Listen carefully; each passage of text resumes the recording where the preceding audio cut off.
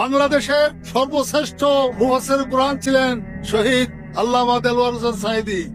বাংলাদেশে আরেকজন আল্লামা দেলোয়ার হোসেন সাঈদী পেয়েছি, তিনি হচ্ছেন ডক্টর মিজানুর রহমান আজহারী।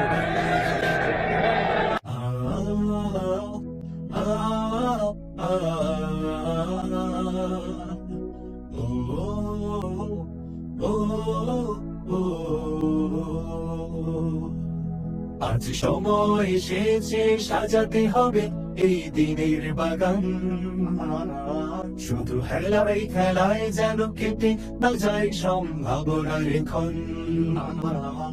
আজ সময় এসেছে সাজাতে হবে এই দিনের বাগান, কেটে না যায় সম্ভাবনার ক্ষণ। সাজাতে হবে এই দিনের বাগান,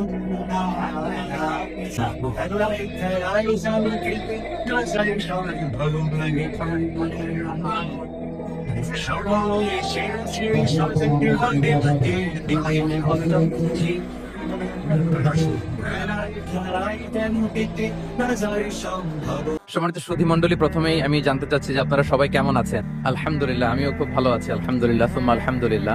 আইআইইউসি তে আসলে মনে হয় যে নিজের প্রতিষ্ঠানে এসেছি, কেননা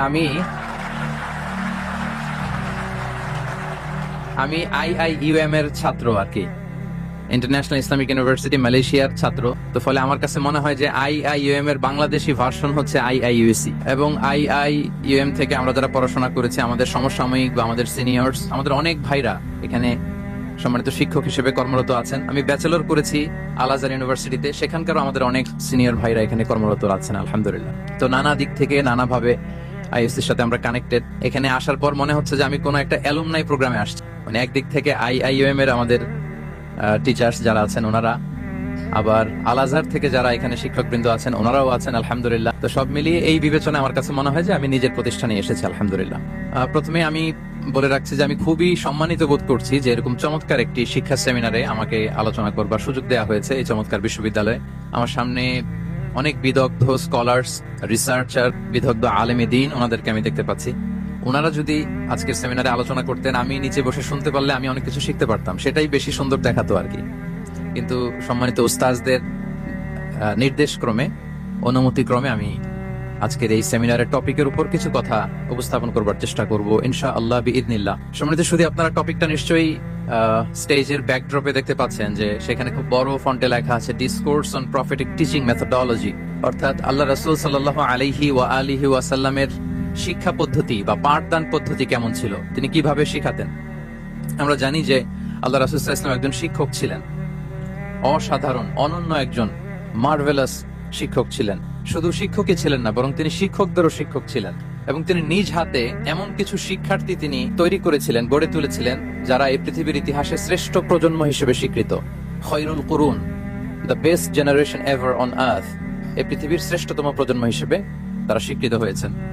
এবং তিনি তার শিক্ষা পদ্ধতির মধ্য দিয়ে গোটা বিশ্বকে সততা শিখিয়েছেন, সভ্যতা শিখিয়েছেন, মানবিকতা শিখিয়েছেন, স্পিরিচুয়ালিটি শিখিয়েছেন, আধ্যাত্মিকতা। তিনি আমাদেরকে শিখিয়েছেন পরিমিতি বোধ, তিনি আমাদেরকে শিখিয়েছেন জীবন বোধ, আমাদের স্রষ্টার সাথে তিনি আমাদেরকে পরিচিত করেছেন, এবং সফলতার সহজ এবং সরল পথ তিনি আমাদেরকে বাতলে দিয়েছেন। তো আজকের এই ডিসকোর্সে বেসিকলি আমরা ওনার লাইফ স্কেলের একটা দিক নিয়ে ফোকাস করব, অর্থাৎ ওনার পাঠদান পদ্ধতি, কিভাবে তিনি সাহাবাদের সাথে ইন্টারেক্ট করতেন, তাদেরকে শিখাতেন, পাঠ দিতেন। শুধুমাত্র কেবলমাত্র এই বিষয়টাতে আমরা ফোকাস করবার চেষ্টা করবো ইনশাআল্লাহ।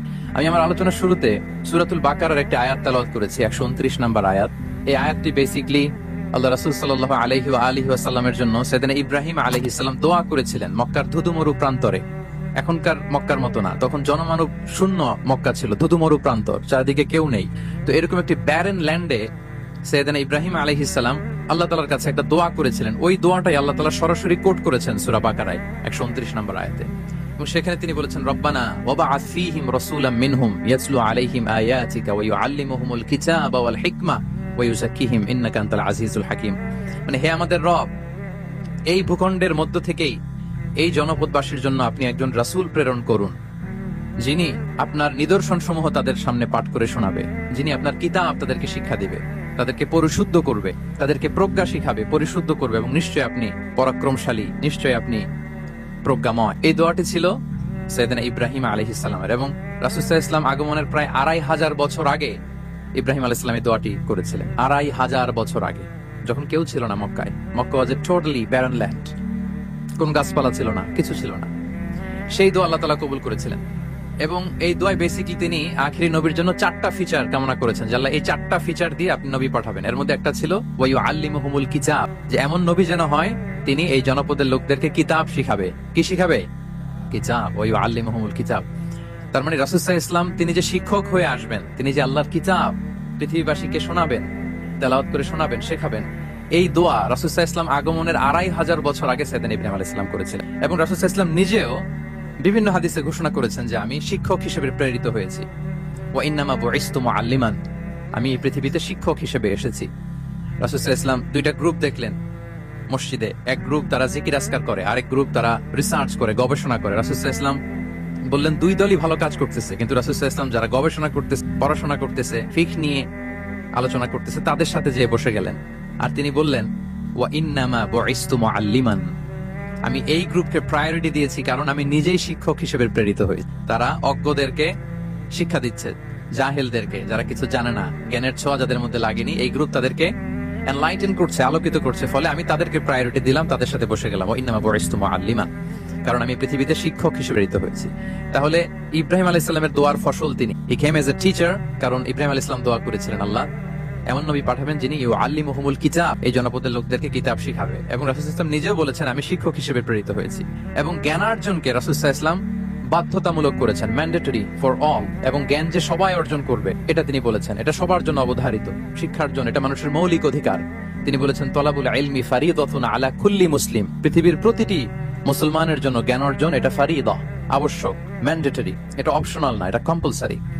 এবং নারী পুরুষ নির্বিশেষে সবার জন্য, এমন না যে শুধু পুরুষদের জন্য। রাসূল সাল্লাল্লাহু আলাইহি ওয়াসাল্লাম বলেছেন আলা কুল্লি মুসলিম, প্রতিটি মুসলিমের জন্য জ্ঞানার্জন এটা আবশ্যক। আলহামদুলিল্লাহ আমাদের অনেক বোনেরাও আজকের হল রুমে এসছে, এবং রাসূল সাল্লাল্লাহু আলাইহি ওয়াসাল্লাম একটা স্পেশাল ডে নির্ধারণ করেছিলেন, special day for teaching women, মদিনার নারীদেরকে পাঠদানের জন্য, শেখানোর জন্য তিনি একটা স্পেশাল ডে নির্ধারণ করেছিলেন।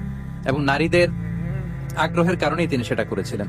তারা একবার এসে রাসূল সাল্লাল্লাহু আলাইহি ওয়াসাল্লামকে বললেন যে গলাবানা আলাইকা রিজাল ফাজআল লানা ইয়াওমান মিন নাফসিক, হে নবী আমাদের মনে হচ্ছে পুরুষরা বেশি প্রায়োরিটি পেয়ে যায়, আপনি আমাদের জন্য স্পেশাল একটা ডে নির্ধারণ করেন, একটা দিন যেদিন এসে আমরা আপনার কাছ থেকে অনেক কিছু শিখবো, যাব। ফাওয়াআদাহুন্না ইয়াওমান লাকিয়াহুন্না ফীহি ফাওয়াআদাহুন, রাসূল সাল্লাল্লাহু আলাইহি ওয়াসাল্লাম তাদের এই আবেদনের প্রেক্ষিতে মদিনার নারীদের জন্য একটা special day for teaching women, মদিনার যে কমিউনিটিতে নারীরা ছিল তাদের জন্য রাসূল সাল্লাল্লাহু আলাইহি ওয়াসাল্লাম স্পেশাল একটা ডে নির্ধারণ করেছিলেন। এবং সেদিন পুরুষ সাহাবীদেরকে গুরুত্ব না দিয়ে তিনি শুধু নারীদের, বোনদের কোশ্চেন নিতেন, তাদেরকে তিনি পাঠদান করতেন, শিক্ষাদান করতেন। এবং জ্ঞানার্জনকে, জ্ঞানের আলোকে ছড়িয়ে দেওয়াটা, এটা ছিল রাসূল সাল্লাল্লাহু আলাইহি ওয়াসাল্লামের মূলত মিশন। জ্ঞানের আলোকে তিনি বিশ্বময় ছড়িয়ে দিতে বলেছেন। নলেজ হ্যাজ নো বাউন্ডারিজ, এটার কোনো বাউন্ডারি থাকবে না, গোটা বিশ্বের জন্য আমরা জ্ঞানকে ছড়িয়ে দেই, এটার ব্যাপারে তিনি আমাদেরকে উদ্বুদ্ধ করেছেন। তিনি বলেছেন বাল্লিগু আন্নি ওয়ালাউ আয়া, আমার পক্ষ থেকে একটি কথা, একটি বাণী, একটি আয়াত হলেও তোমরা পৌঁছে দাও। তাহলে তিনি আমাদেরকে জ্ঞানের এই আলো বিশ্বময় ছড়িয়ে দিতে উদ্বুদ্ধ করেছেন। এবং জ্ঞান লুকানোকে তিনি মহাপাপ বলেছেন। আপনার কাছে যদি নলেজ থাকে, সেই নলেজের ব্যাপারে যদি আপনাকে জিজ্ঞেস করা হয়, জ্ঞান লুকানোকে মহাপাপ বলেছেন।